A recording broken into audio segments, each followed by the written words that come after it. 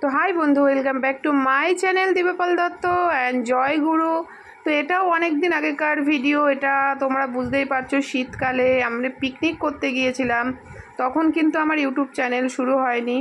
তো গিয়েছিলাম, এটা হচ্ছে, তোমরা কমেন্ট করে জানিও কোথায় গিয়েছিলাম। এটা খুব পরিচিত একটা জায়গা, খুব সুন্দর একটা জায়গা, লোকেশনটা খুব সুন্দর। তো দেখো, আমার ছেলে আর আমার ভাইপো দুজনেই কিন্তু একটা একদম কমন ব্যাপার রয়েছে, সেটা হচ্ছে দুজনেই কিন্তু জামা পরেছে, একই জামা পরেছে। তো দেখো, আমার ভাইপো এমনভাবে হাঁটছিল যে ফুলের টবগুলো রয়েছে পরেই যাচ্ছিল। তো এখানে মিউজিক ছিল, যেহেতু ওটা একটা পার্ক, তো নানান আওয়াজ আসছিল, তাই আমি ওটাকে মিউট করে দিয়ে আমি আমার ভয়েস দিয়েছি। তো দেখো, আমার ছেলে আর আমার ভাইপো এতটাই আশেপাশের দৃশ্যটা দেখার জন্য ব্যস্ত যে ওরা, আমার ভাইপো তো পড়েই যাচ্ছিল।